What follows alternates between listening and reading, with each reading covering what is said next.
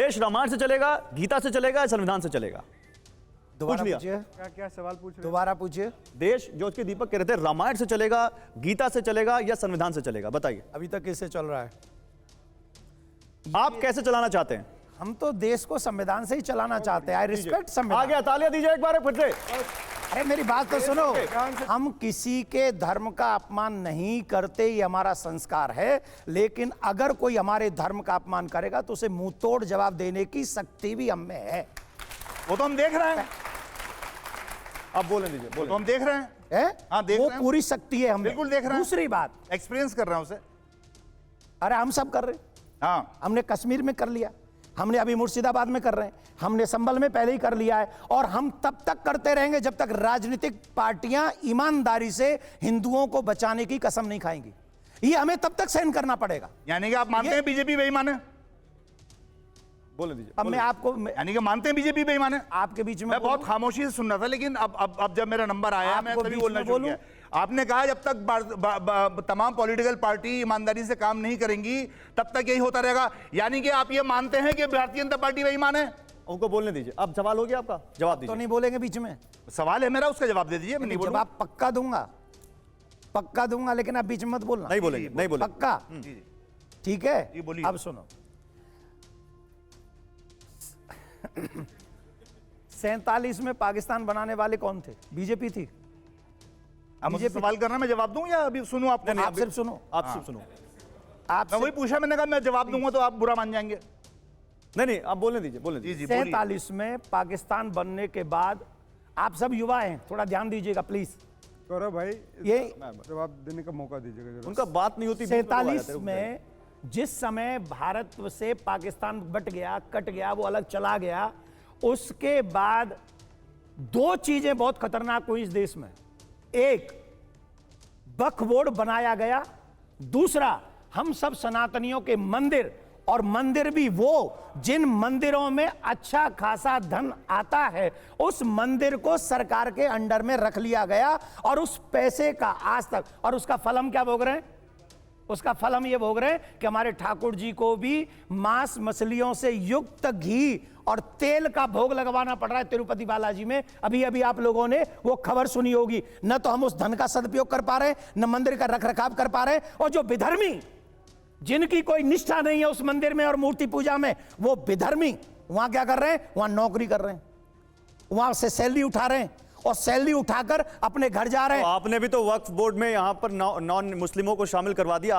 आप मानते हैं कि वो होना चाहिए कि नहीं होना चाहिए? सरकार तो जो अभी वक्फ बिल आ रहा है उसमें भी तो यही तो इनका सबसे बड़ा यहाँ पर ऑब्जेक्शन है कि भाई वक्फ बोर्ड में नॉन मुस्लिम क्यों आ रहे हैं? जैसा आप कह रहे हैं विधर्मी, तो ये भी तो नॉन मुस्लिम तो इनके लिए विधर्मी हो गए ना। अब हमको एक बात बता दीजिए, वक्फ बोर्ड में कौन से देवता को ये भोगल बनवाते हैं? अरे बात देवता की नहीं है, तो बात देवता की नहीं, बात है धर्म के काम के लिए बनाया अरे गया भाई, कोई मैं किसी- संगठन, उसमें नॉन अरे मैं धर्म का किसी- क्यों आएगा? जैसे आप यही तो कह रहे हैं स्वामी जी, वही कह रहा हूं ना। कि हिंदुओं के संगठन में या हिंदुओं के धार्मिक काम में दूसरा गैर हिंदू क्यों आएगा? आप धार्मिक यही तो कह रहे इसलिए हैं। क्योंकि उसमें ठाकुर जी हैं।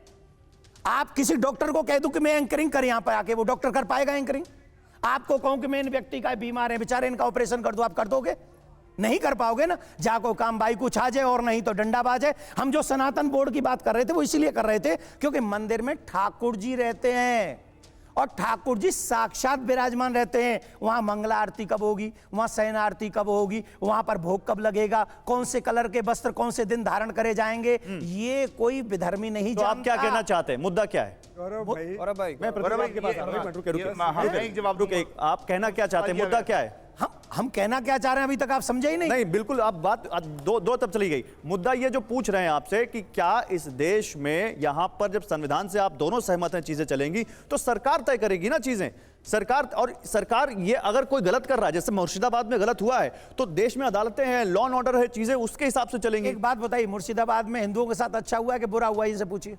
नहीं, मैंने तो बुरा, मैंने तो अरे बुरा हुआ है ना, बुरा हुआ है तो इसकी क्या पूरे भारत के अंदर जहां कहीं हो रहा है? मणिपुर में भी आप एक दफा कह दीजिए ना, आप कह दीजिए अपनी जुबान से, आपने अभी तक नहीं कहा कि मणिपुर में हमारी बेटियों के साथ गलत हो रहा है। आपने सुना नहीं है? नहीं, आपने नहीं बोला। आपने सुना तमाम नहीं है। तमाम लोग मैंने कहा भारत में कहीं भी देवियों का अपमान होगा, स्त्रियों का अपमान होगा, वो निंदनीय है, चाहे वो मणिपुर हो, चाहे वो बिहार हो, चाहे यूपी हो, और चाहे वो क्या नाम है मुर्शिदाबाद हो। लेकिन मुर्शिदाबाद इसलिए मोस्ट इंपॉर्टेंट है क्योंकि हम हिंदू एक होने वाले हैं, हैं? वहां चुनाव होने अरे वाले एक मिनट वहां चुनाव अभी नहीं हो रहे हैं, अभी कहां चुनाव हो आप रहे कह रहे थे ना हम आपकी रिस्पेक्ट क्यों नहीं करते, इसीलिए नहीं करते। नहीं, वो तो आप ये इनकी भी नहीं इसीलिए करते नहीं करते हम, आप तो इनसे क्योंकि बात नहीं आप लोगों के दिमाग में 3 चीजें फिक्स हैं। जहां पर ये आप लोग बहुसंख्यक हो जाएंगे वहां कहीं भी देख लेना 3 चीजें अवश्य मिलेंगी। पहले, घरों में दुकानों में लूटपाट, दूसरी उन घरों में और दुकानों में आगजनी, आप झूठ तीसरी बोल रहे हैं। उन घरों में बहन बेटियों के अस्मिता आप पर झूठ हाथ बोल रहे उठाना। हैं। ये 3 चीज झूठ हर बोल जगह रहे हैं। मिलेंगी, पाकिस्तान में, आज के- बांग्लादेश आज के- में और बंगाल में ये सेम चीज है। हैं। आपका टर्न है। दीपक, आपका ये टर्न तीनों है। चीज सेम है पार्टी का टर्न। और आप उसका विरोध नहीं करते। बयान है। ये आपको सोचना चाहिए। और हिंदू बहन बेटियां, सुनिए, गौरव अभी बहुत ही तक घटिया बयान है। अभी तक ये जवाब अभी तक एक मिनट भाई, अभी इतना तक घटिया मैं बयान कैसे सिर्फ बुला इसलिए सकते हो? क्योंकि आप धर्मगुरु कह रहे हैं और हर धर्मगुरु की यह जिम्मेदारी है कि अगर मेरे सनातनी बहन बेटियों पर कोई उंगली उठाएगा, आंख उठाएगा, तो उसे मुंह तोड़ जवाब मिलेगा। जवाब दीजिए अवश्य मिलेगा। ओके ओके, हाशमी साहब जवाब देंगे। ये जो भ्रम फैला रहे हैं, पाकिस्तान का बार बार नाम ले रहे हैं, पाकिस्तान बन गया तो वक्फ क्यों बना? ठीक है। ये गुरु जी को इस बात की नॉलेज नहीं है। पाकिस्तान जिन लोगों को चाहिए था वो पाकिस्तान चले गए, उनको हमने भी छोड़ दिया। हम भारतीय हैं, भारत में रहना हमने पसंद किया, भारत को अपनी मातृभूमि माना, भारत को अपने मातृ वतन माना, भारत में रह रहे हैं, भारत में ही सजदा करते हैं, भारत में ही दफन किए जाएंगे। और भारत के अंदर जो हमारे पूर्वज थे, उन लोगों ने उन्होंने अपनी जमीन, किसी के बाप की जमीन पर कब्जा नहीं किया, जो हमारी अपनी जमीन थी, हमने उस अपनी जमीन को अल्लाह के लिए और वक्फ किया है, गरीबों के लिए। ये वक्त पे बात नहीं हो रही। ओके, ये भ्रम फैला। अभी गुरुजी रुक जाइए, गुरुजी रुक जाइए। बन गया तो अभी ये दीपक, बिल्कुल गलत बात है। रुक जाइए। भाटी अब साहब, इस देश को भाटी तोड़ने साहब, की भाटी बात साहब। कोई करेगा गीता का तो श्लोक बोलिए, यदा जब यदा आपका टर्न आएगा तब धर्मस्य बोलिएगा। भारत। प्रदीप भाटी साहब, एक आरोप तो आपकी पार्टी के ऊपर भी लगता है, बोलो। और ये आरोप लगता है कि आपके नेता हिंदुओं को या हिंदुओं के ऐसा बयान देते हैं कि हिंदुओं को मलाइन करते हैं, जिसमें वो राणा सांगा की बात ले आते हैं, जिसमें वो रामायण की बात ले आते हैं। क्या कहना है आप इस पर? हमारे नेता ने बहुत साफ, स्वामी प्रसाद मौर्य पहले बहुत दे रहे थे, फिर अब यहाँ साफ देखिए कहा, ना उसका समर्थन, अखिलेश जी को आकर रोकना पड़ता है बार बार। अखिलेश जी ने कभी इस बात का कोई समर्थन नहीं करा। हमारे नेता ने बहुत साफ कहा है, जितने भी महापुरुष हैं वो हम सब के लिए, हम उन सब के में अपना विश्वास रखते हैं, हम उन सब की आदर करते हैं और किसी भी तरह का कोई भी धर्म से रिलेटेड कोई चीज़ नहीं बोलनी चाहिए। ये बहुत साफ हर रोज बोल रहे हैं, हमारे नेता ने बहुत साफ बोला। लेकिन उसके साथ साथ आप ये देखिए, जो दंगों की बात हो रही है, दंगे करा कौन रहा है? दंगे कराने में आप देखेंगे हर जगह भारतीय जनता पार्टी। हमारे यहाँ मुजफ्फरनगर में दंगे हुए, भारतीय जनता पार्टी के विधायक की सदस्यता चली गई।